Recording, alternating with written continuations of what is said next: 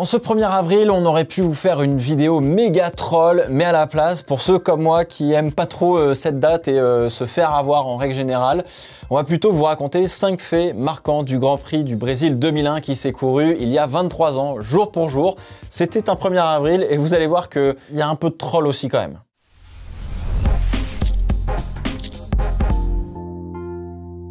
Le tour de formation commence et arrivé au virage 5, on voit une Ferrari garée dans une échappatoire. Pourtant, on voit bien 2 Ferrari rouler sur la piste. Mais alors, qu'est-ce que c'est que cette sorcellerie? Un petit peu à l'image de Charles Leclerc, eh bien Rubens Barrichello n'a malheureusement jamais brillé sur sa terre natale au volant d'une Formule 1. Et pour ce dimanche 1er avril 2001, on pourrait même se demander si c'est pas une blague de mauvais goût. Qualifié 6e à 4 dixièmes de son coéquipier Michael Schumacher, Barrichello n'arrive même pas sur la grille de départ le dimanche. En fait, sa voiture a un problème et il se gare du coup à la sortie du virage 5 pendant ses tours de mise en grille. Alors non, l'histoire s'arrête pas là, évidemment. À l'époque, les équipes amènent toutes une 3e voiture sur les Grands Prix de Formule 1, le fameux mulet. C'est justement au cas où une des 2 bagnoles clame avant le Grand Prix, donc on a quand même une solution de rechange pour quand même courir. Le Rubens se tape donc un sprint pour retourner au garage et monter dans le mulet pour aller sur la grille de départ.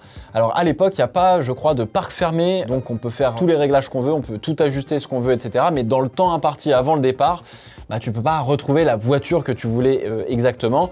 Mais bon, c'est pas grave, le héros local est bien sur la grille, c'est ce qui compte. Les voitures reviennent sur la grille pour prendre donc le départ. Hakkinen cale pendant que les feux s'allument. On continue quand même la procédure et on donne le départ. Ouais, j'entends bien, mais c'est pas que ça à foutre. Alors tout le monde l'évite et fonce vers le premier virage. Barrichello perd une place dans l'histoire et se retrouve derrière une des 2 Jordan. Safety car déployé très tard car on n'a toujours pas évacué la voiture de Hakkinen sur la grille. On va en reparler de comment on intervenait à l'époque. Ça a donné quelques sueurs froides à certains d'entre vous, mais bon, ça en vrai, ça voudrait même une vidéo à part entière. La relance se fait, on arrive dans la Reta Opposta. Trulli défend agressivement sur Ralf Schumacher et Barrichello observe et le pilote de la Williams revient sur la trajectoire comme il a le droit de le faire et freine un petit peu plus tôt que ce à quoi s'attendrait le Brésilien. Et du coup, méga boom. Alors, une roue s'envole, l'aile arrière de la Williams est détruite et Barrichello se retrouve dans le bac à sable, abandon. Faut savoir qu'en 19 participations à son Grand Prix national, Barrichello prendra 3 pole positions mais ne gagnera jamais. Pire, il abandonnera même 11 fois. Alors, quant à Ralf Schumacher, il regagne son stand, répare sa Williams et repart à 4 tours de la tête de course. Ça devient une session de test pour lui et il fait un petit peu le show sur le début de course qui est peu animé. Comme quoi, on a déjà eu des cas comme Pérez au Japon l'année dernière.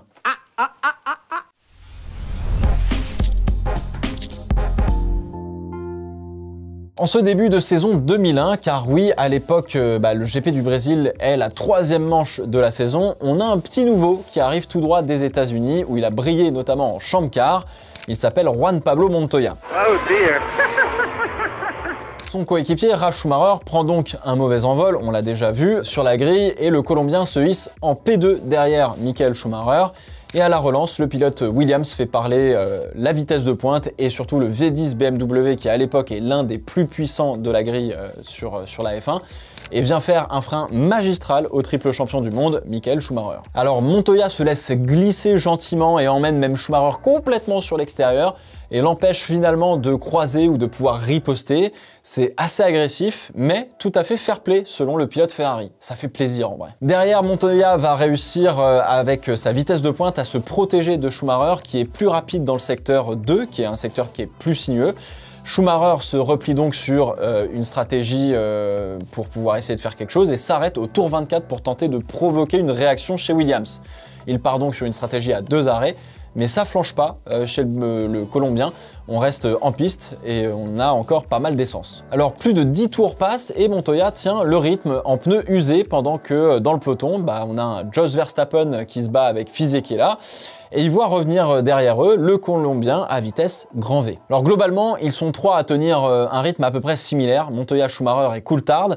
Les autres se mangent, je sais pas, entre 1 et 2 secondes par tour, d'accord? Oui, je rigole pas. L'écart avec la P4 au bout de 10 tours, c'est quasiment 10 secondes.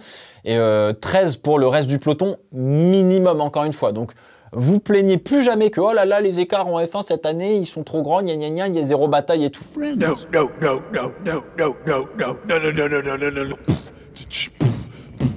Fermez-la, c'était pas mieux avant. Alors Montoya avale sans problème Fisichella et Verstappen s'écarte dans la Reta Opposta pour laisser passer la BMW.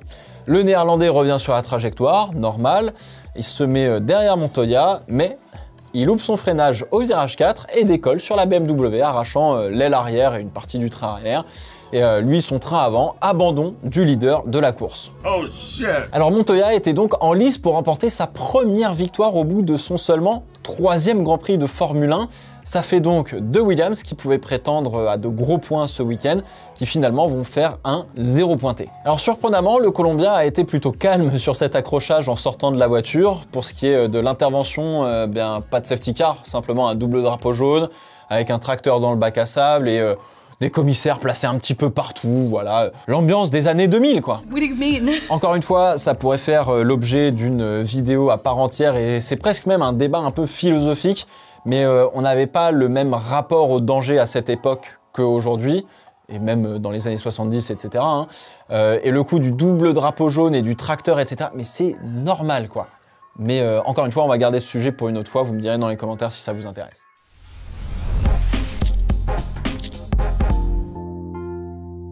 Je vous le disais donc en début de course, on en avait 3 dans le même rythme à peu près, donc Montoya a primé la cadence, Schumacher le collait aux fesses et Coulthard observait à 2 secondes derrière à peu près. Alors Schumacher est le seul des pilotes de tête à s'arrêter au tour 24 pour tenter une stratégie à 2 arrêts. Alors à l'époque, oubliez pas ça, on ravitaille, on met de l'essence dans la voiture pendant les arrêts au stand, donc forcément le poids joue un petit peu sur la performance, même joue beaucoup forcément. Alors pareil, les pneus c'est libre, on n'a pas des softs, des durs, etc. On a des pneus et le développement se fait absolument sans aucune limite. Bridgestone contre Michelin à l'époque, bref, pneus frais Bridgestone sur la Ferrari, de l'essence, go, faut attaquer.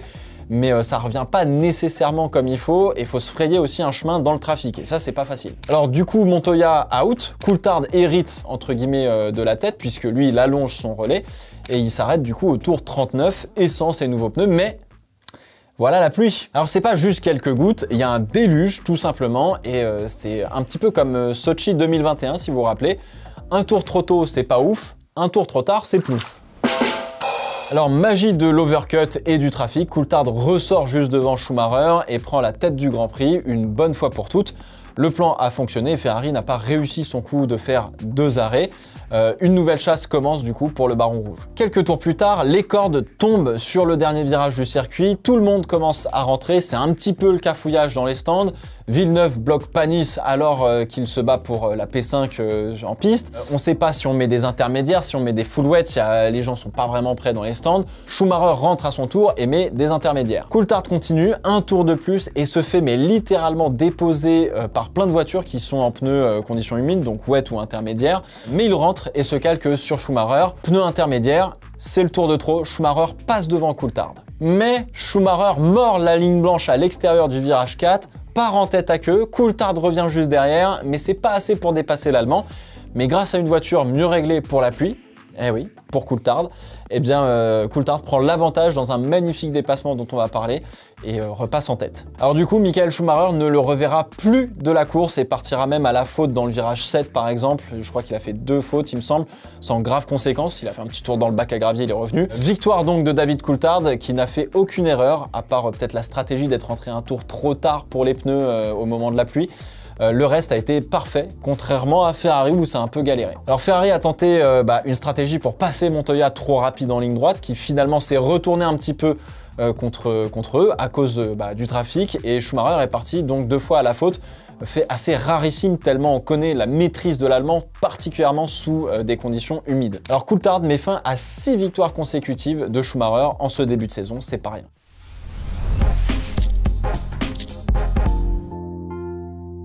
On va donc parler de celui qu'on n'attendait pas sur le podium, le tout jeune Nick Heidfeld, 2e saison en Formule 1, nouveau chez Sauber, aux côtés d'un certain Kimi Räikkönen qui faisait sa 20e ou 30e course automobile de son histoire, de sa carrière.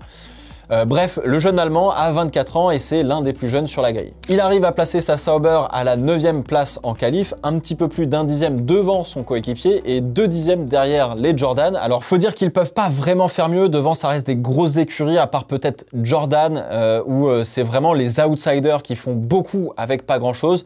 Jordan hein, qui est devenu Force India et Aston Martin depuis, donc ouais, cette écurie ça a toujours fait beaucoup avec pas grand chose. Alors au rythme de course du coup, les Sauber, pareil, ça peut pas faire grand chose malheureusement, mais faut rester à la bonne place au cas où devant y ait du grabuge. Et les BAR Honda prennent quand même le dessus parce que un petit peu supérieur au Sauber à l'époque. Et si vous voulez finir premier, premièrement il faut finir. Mika Hakkinen, Ralf Schumacher, Barrichello, puis Montoya, boum, Heidfeld il se retrouve P6 dans la dernière position pour marquer des points à l'époque et un petit peu en bataille décalée avec les BAR. Parce que les BAR, elles sont sur une stratégie à 2 arrêts qui est loin d'être la meilleure visiblement et surtout la pluie arrive. Alors un peu de cafouillage partout et hop, Heidfeld se retrouve à scinder les deux Jordan et se retrouve donc P4. On a Frentzen P3, Heidfeld P4, Trulli P5. Sauf que les Jordan ont passé des pneus pluie quand la Sauber a mis des pneus intermédiaires. Donc Trulli repasse Heidfeld pour la P4. D'ailleurs, l'Allemand a failli se sortir en ligne droite avant le virage 4, en dehors de la trajectoire avec de l'aquaplaning, donc petit caca culotte quand même. Sauf que la pluie s'arrête et la piste sèche. Et donc Heidfeld finit par reprendre la P4 à Trulli, qui manque forcément de rythme parce qu'il a des pneus pluie, et se fait aussi rattraper par la BAR de Panis, quand tout à coup, boum, Frentzen se gare à la sortie du virage 5, problème électrique sur la Jordan à 4 tours de l'arrivée. Alors Heidfeld se fait propulser sur le podium, mais attention, Panis roule fort, il est à moins de 15 secondes de l'Allemand et s'apprête à manger l'autre Jordan en galère sur les wets, hein. Évidemment, Trulli est en galère. Panis passe Trulli à 4 tours de l'arrivée, méga vitesse de pointe de la BAR, malgré le fait que les deux voitures ont le même moteur. Les Jordan et les BAR sont propulsés par un moteur Honda. Alors rien n'y fait, premier de ces 13 podiums, Quick Nick marque les esprits après une première saison compliquée chez Prost Grand Prix. Il ne gagnera jamais de course en 11 saisons de Formule 1, dû selon les observateurs à sa personnalité entre guillemets. Il est méticuleux, perfectionniste, calculateur, très cartésien entre guillemets dans son approche du pilotage. En fait, il n'arrive pas à emmener la voiture au-delà de la limite pour essayer de gagner, ou en tout cas lui n'arrive pas à aller au-delà de ses limites. Alors c'est peut-être ça qui a fait que Heidfeld a été souvent un second choix plutôt qu'un premier choix pour beaucoup d'écuries durant ces années en F1, et je suis sûr que cela peut faire écho à un certain Nico Hülkenberg.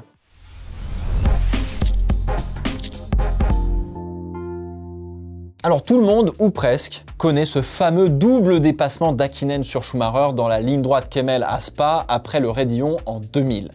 Hakkinen à l'Aspi se rapproche petit à petit de Schumacher et vient un retardataire dont le Finlandais se sert pour passer à droite et se porter à hauteur de Schumacher en arrivant au comble et finir son dépassement. Alors c'est l'un des plus beaux dépassements de la décennie, ça c'est sûr, si ce n'est peut-être toujours le plus beau du siècle. Je suis biaisé, hein, j'adore ce dépassement. Eh bien il faut attendre un petit peu moins d'1 an et ce Grand Prix du Brésil pour qu'une McLaren refasse le même coup à Schumacher. La pluie tombe, Schumacher a donc déjà fait son tête à queue et Coulthard revient sur lui. On sent que l'Allemand roule sur des œufs, si vous me permettez l'expression, alors que Coulthard est clairement beaucoup plus à l'aise, notamment grâce à son réglage pluie.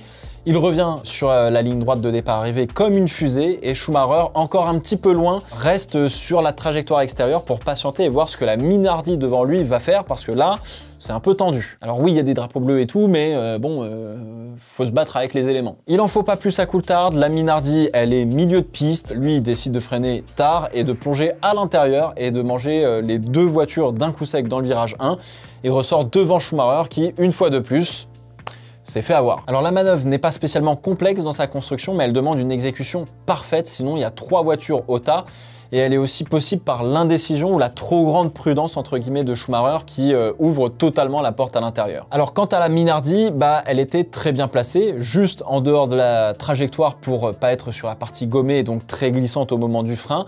Le reste du virage, fallait que Coulthard soit suffisamment à hauteur avant le point de corde entre guillemets de tout le monde pour s'imposer entre guillemets et éviter de se faire tourner dessus. C'était comme ça que, c'est toujours comme ça qu'on fait la course, hein. C'était juste tout simplement magnifique. À l'issue de la saison 2001, Coulthard finira donc 2e du championnat, n'arrivant pas à empêcher Michael Schumacher d'empocher déjà son 4e titre mondial qui, lui, aura quand même tout de même dominé la saison 2001 de Formule 1. Faut savoir que Schumacher est titré le 19 août 2001 en Hongrie, d'accord? C'est juste après la trêve estivale, avec 4 courses restantes. Bon, il y avait moins de courses à l'époque. Bref, son rival de ces années, Mika Häkkinen, n'est que 5e au championnat et l'Allemand empochera le record du plus grand nombre de victoires en Grand Prix détenues à l'époque par Alain Prost, qu'il arrivera à porter à 53 victoires. C'était le record que Hamilton, a pris entre guillemets en sa possession quand il a battu Schumacher à son tour. C'était quoi? C'était 2021 du coup, ou 2020 quand il a gagné plus de 91 victoires. Voilà, c'est la fin de ce Fast 5 rétro. J'espère qu'il vous a plu. On se retrouve très vite pour de prochaines vidéos. D'ici là, portez-vous bien. Ciao, ciao.